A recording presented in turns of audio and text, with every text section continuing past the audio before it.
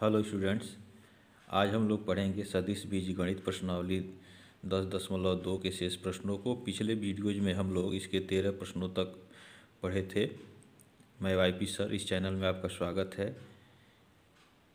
देखें, next question 14 number का दिया हुआ है कि दर्शाइए कि i प्लस जे प्लस के अक्षों ओ एक्स ओ वाई एवं ओ जेड के साथ बराबर झुका हुआ है। ठीक है, तो देखें इसका हल। यहाँ मान लें इस सदिश को एक वेक्टर ए के बराबर, तो माना वेक्टर ए बराबर आई प्लस जे प्लस के। ठीक है, तो इसका हम माड निकाल लें। Mod of vector A equal to यह हो जाएगा आई का गुणांक का वर्ग, जे का गुणांक का वर्ग, जे का गुणांक 1 है तो 1 का वर्ग, धन के गुणांक का वर्ग। ठीक है, और यह हो जाएगा आपका √3 माड ऑफ वेक्टर ए। अब दिक् कोसाइन या इसका निकालना है दिक् को जिया, तो यहाँ लिखें सदिश ए का दिक्कोज्या, ये क्या हो जाएगा, यह होता है यल यम यन। ठीक है, तो यल बराबर होता है यह कास अल्फा के। ठीक है, और यह होता है आपका आई का गुणांक बट्टे माड ऑफ वेक्टर ए। ठीक है, तो यहाँ हम रख देंगे माड का मान, यह हो गया √3। ठीक है, तो देखें यह कास अल्फा बराबर कितना हो गया, कास अल्फा बराबर 1/3 हो गया। तो अल्फा बराबर कितना हो जाएगा, अल्फा बराबर हो जाएगा कास इनवर्स 1/3। ठीक है, अब यम बराबर क्या होता है, यम बराबर होता है कास बीटा, और यह होता है जे का गुणांक 1 है अब बट्टे माड ऑफ वेक्टर ए। तो यहाँ जो है हम रखेंगे 1/3 हो जाएगा यहाँ भी। तो यम बराबर कास बीटा है तो कास बीटा भी बराबर इसके होगा, तो यहाँ से लिख लें कास बीटा बराबर 1/3, इसलिए बीटा बराबर कास इनवर्स 1/3। ठीक है, अब एन निकाल लें। एन बराबर यह जो है कास अल्फा के बराबर होता है, एक गामा के बराबर होता है। ठीक है, कास गामा, और यह होता है के का गुणांक 1 है। तो अब बट्टे माड ऑफ वेक्टर ए, तो यहाँ भी जो है माड का ए का मान जो है करनी में 3 है। तो कास गामा बराबर हो जाएगा 1/3, इसलिए गामा बराबर हो जाएगा कास इनवर्स 1/3। अब देखें, चूँकि अल्फा बराबर बीटा बराबर गामा, यह सदिश जो है अक्षों से बराबर कोण बना रहा है। ठीक है, इसलिए यहाँ लिख लें सदिश वेक्टर ए अक्षों ओ एक्स ओ वाई एवं ओ जेड के साथ बराबर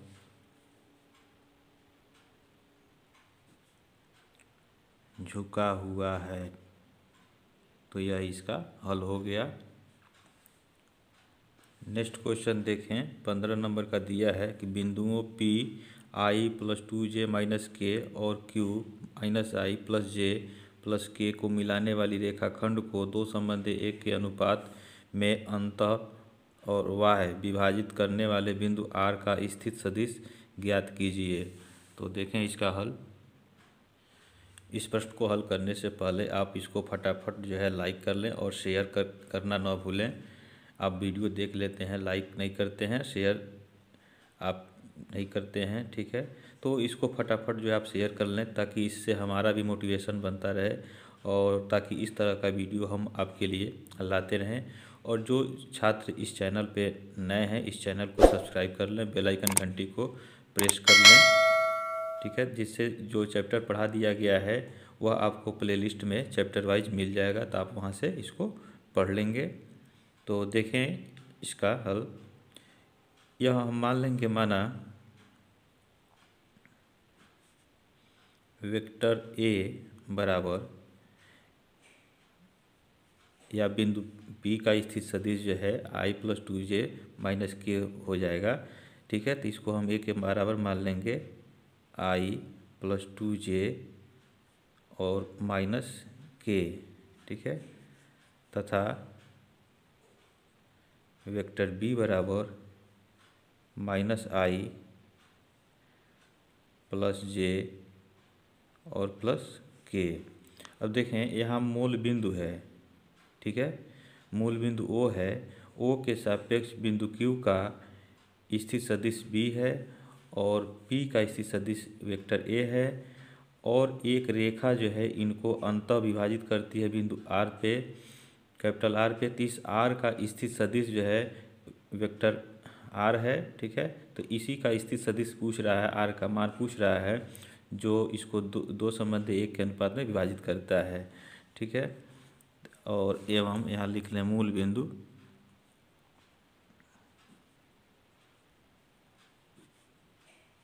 O है, ठीक है।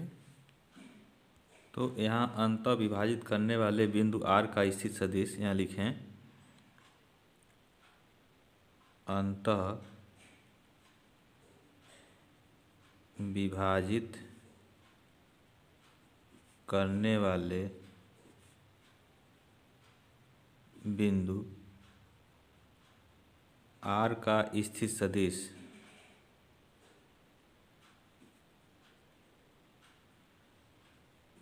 यह वेक्टर R के बराबर होगा और यह कितना हो जाएगा,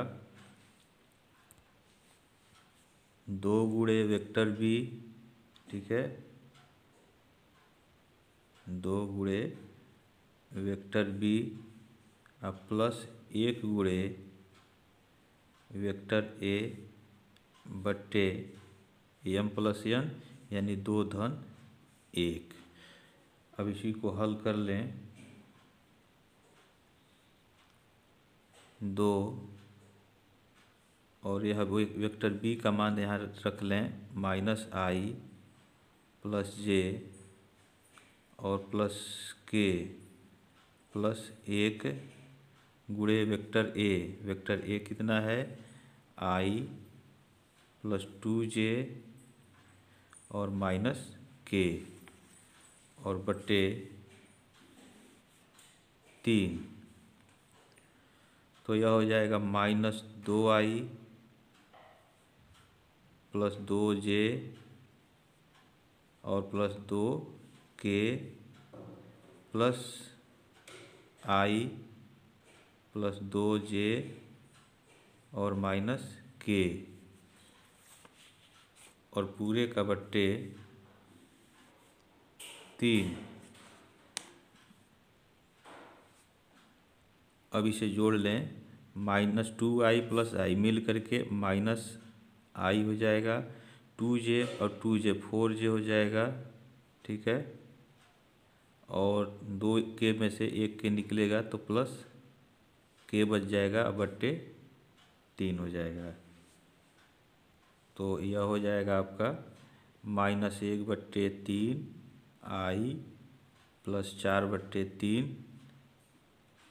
j + 1/3 k, सब में तीनों पदों में भाग कर देंगे और यह हो जाएगा आपका वेक्टर R बिंदु का स्थित सदिश, ठीक है। तो यही जो है इसका आंसर हो जाएगा, अंतः बिंदु के स्थित सदिश का यह मान हो जाएगा। अब इसके बाद से पूछ रहा है जब वाह्यतः विभाजित करे, वाह्य विभाजन इसका हो, तो जब वाह्यतः विभाजित करेगा तो जहाँ प्लस होगा इस फार्मूले में हम वहाँ माइनस कर देंगे। ठीक है, तो यहाँ देखें, यहाँ लिखें वाह्यतः विभाजित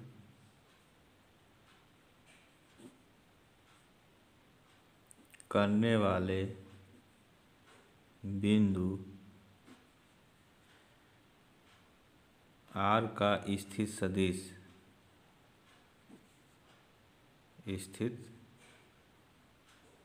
सदिश वेक्टर R बराबर यह हो जाएगा आपका 2 गुणे वेक्टर B माइनस 1 गुणे वेक्टर A बट्टे 2 ऋण 1। इसी में ए और बी का मान हम रख दें तो 2 गुणे वेक्टर बी देखें माइनस आई प्लस जे प्लस के है, माइनस आई प्लस जे और प्लस के माइनस 1 गुणे वेक्टर ए, तो वेक्टर ए ही होगा, तो वेक्टर ए का मान यहाँ हम रख दें आई प्लस 2j माइनस के, आई प्लस 2j और माइनस के और बट्टे 2 ऋण 1। इसको हल करें तो यह हो जाएगा माइनस 2i प्लस 2j और प्लस 2k। कोष्टक को तोड़ दें तो यह हो जाएगा माइनस आई माइनस 2j और प्लस k और पूरे का बट्टे 1। ठीक है, तो 1 लिखने की आवश्यकता नहीं है, तो यह देखें माइनस 2i माइनस आई माइनस 3i और 2j और plus 2j minus 2j cut जाएगा। ठीक है, 0j हो जाएगा, तो उसको लिखने की आवश्यकता नहीं है। 2k में से 2k प्लस k, यह हो जाएगा प्लस 3k। तो यही जो है वाह्यतः विभाजित करने वाले बिंदु R का स्थित सदिश होगा। ठीक है, तो ये इसका हल हो गया। नेक्स्ट क्वेश्चन देखें, 16 नंबर का दिया कि दो बिंदुओं 2, 3, 4 और Q 4, 1 ऋण 2 को मिलाने वाले सदिश का मध्य बिंदु ज्ञात कीजिए। तो देखें इसका हल। यहाँ माना वेक्टर A बराबर 2i प्लस 3j और प्लस 4k। ठीक है,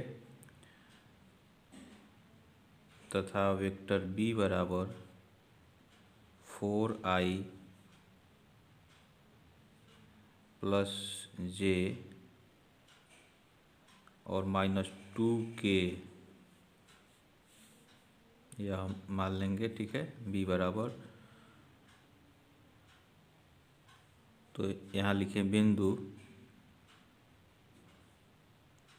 P एवं Q को मिलाने वाले सदिश, यहाँ चूंकि लिख लें सदिश का मध्य बिंदु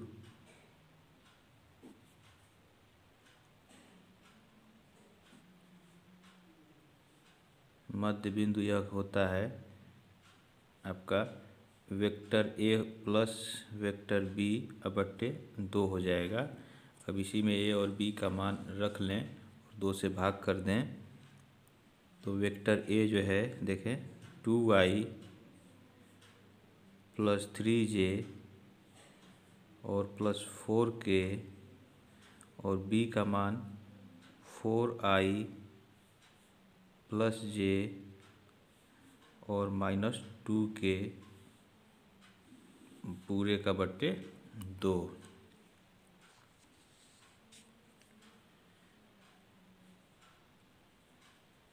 2i और 4i 6i 3j 1 जे, 4J,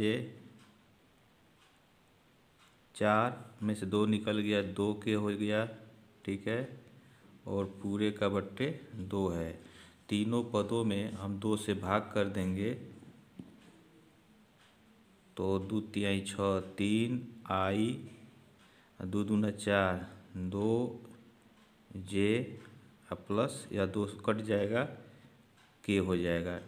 तो यही जो है मध्य बिंदु का, या इसका मध्य बिंदु हो जाएगा बिंदु P और Q को मिलाने वाले सदिश का मध्य बिंदु। तो ये आपका आंसर हो गया। नेक्स्ट क्वेश्चन देखें, 17 नंबर का दिया हुआ है कि दर्शाइए कि बिंदु A, B और C जिनके स्थित सदिश क्रमशः vector A 3I minus 4J minus 4K, vector B बराबर 2I minus J plus K और वेक्टर C बराबर I minus 3IJ minus 5K हैं, एक समकोण त्रिभुज के शीर्षों का निर्माण करते हैं। ठीक है, तो देखें इसका हल। यहाँ माना मूल बिंदु O है, ठीक है, तो O के सापेक्ष A का स्थित सदिश, तो क्या लिखेंगे, इसलिए A का स्थित सदिश, इसको लिखेंगे OA, वेक्टर OA, ठीक है, और यह किसके बराबर है, A के बराबर है, वेक्टर A के बराबर है, और यह है 3I minus 4J minus 4K, ठीक है। इसी तरह से B का स्थित सदिश यह हो जाएगा O के सापेक्ष OB हो जाएगा, ठीक है, और यह है आपका वेक्टर B के बराबर 2I minus J plus K, और C का स्थित सदिश हो जाएगा वेक्टर OC, और यह हो गया C के बराबर, तो यह हो गया I माइनस 3J और माइनस 5K।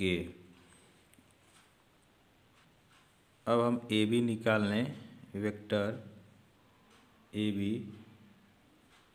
तो B का स्थित सदिश, ठीक है, OB हो जाएगा, और माइनस A का स्थित सदिश OA हो जाएगा। तो इसमें हम रख दें OB, देखें A के बराबर है, या इसको डायरेक्ट हम A minus B minus A लिख सकते हैं, ठीक है, तो यहाँ हम वेक्टर B लिख लें और माइनस वेक्टर A, तो यहाँ वेक्टर B का मान रखें 2I minus J plus K, और A का मान रख लें 3I माइनस 4J और माइनस 4K, तो यह देखें 2I minus J plus K minus 3I minus minus plus 4J और प्लस 4K, तो इसे हम जोड़ लें, माइनस I हो जाएगा, ठीक है, और प्लस 3J और प्लस 5K, यह हो जाएगा आपका वेक्टर AB। अब इसका हम माड भी निकाल लें, माड ऑफ वेक्टर AB, तो यह हो जाएगा अंडर रूट -1 का वर्ग और प्लस 3 का वर्ग, ठीक है, और प्लस 5 का वर्ग,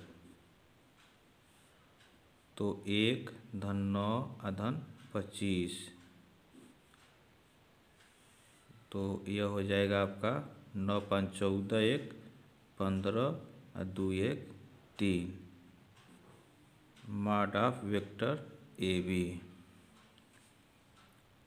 इसी तरह से हम वेक्टर BC निकाल लें, तो BC C का स्थित सदिश, तो C का स्थित सदिश देखें वेक्टर C के बराबर है, तो यहाँ हम लिख सकते हैं C माइनस बी का स्थिर सदिश वेक्टर बी।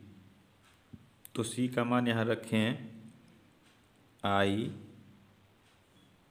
-3j -5k, ठीक है। और बी का स्थिर सदिश हम रख लें 2i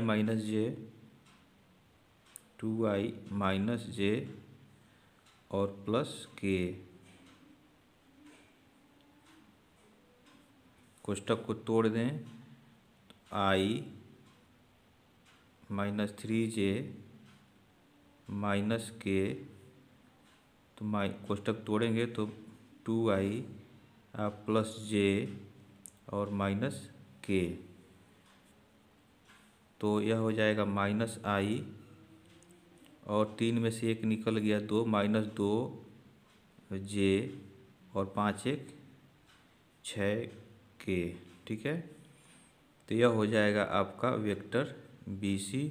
इसका भी माड निकाल लें, mod of vector BC equal to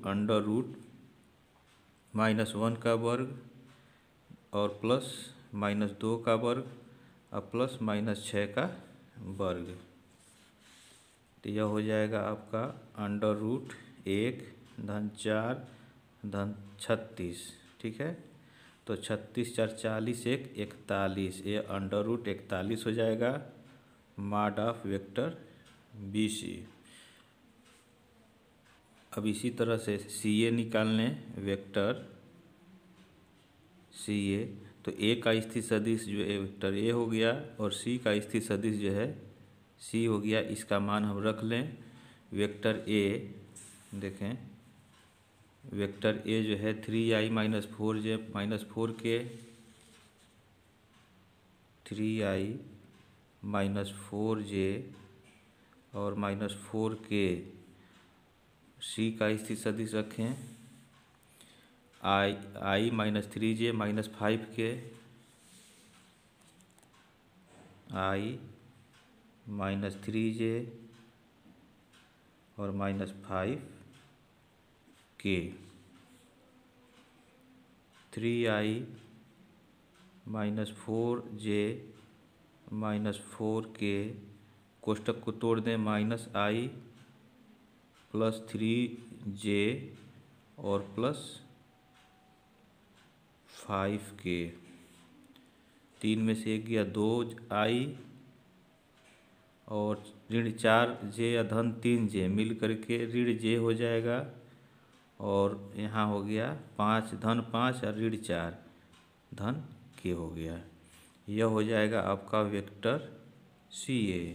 तो इसका भी माड हम निकाल लें, mod of vector CA equal to √2 का वर्ग ऋण 1 का वर्ग और 1 का वर्ग। तो 2 दूना 4 1 धन 1, यह हो जाएगा √6 वेक्टर CA। ए माड ऑफ वेक्टर CA का मान मापांक जो है √6 हो गया।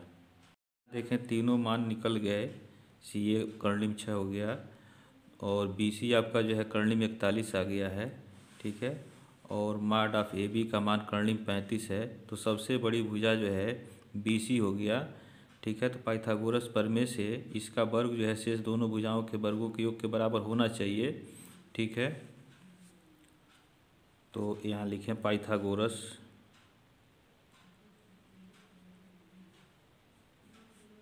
प्रमेय से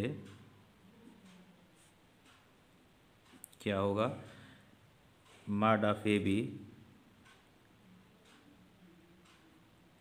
का स्क्वायर प्लस माड ऑफ वेक्टर CA का स्क्वायर।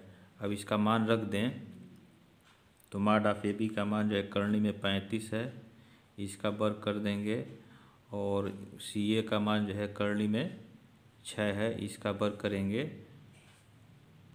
तो जब वर्ग करेंगे तो कर्णी में 35 जो है वर्ग होगा तो कर्णी हट जाएगा, यह हो जाएगा 35 और यह हो जाएगा 6।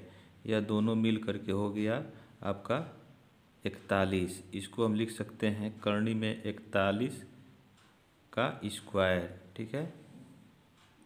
और इसको लिख सकते हैं हम मॉड ऑफ वेक्टर BC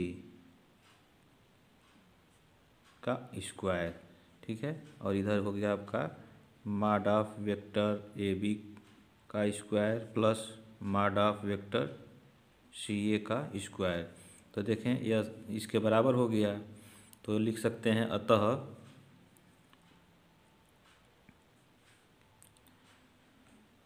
बिंदु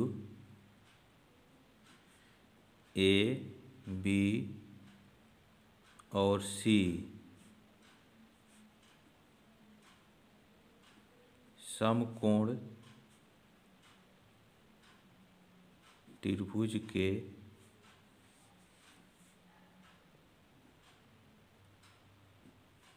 शीर्षों का निर्माण करते हैं।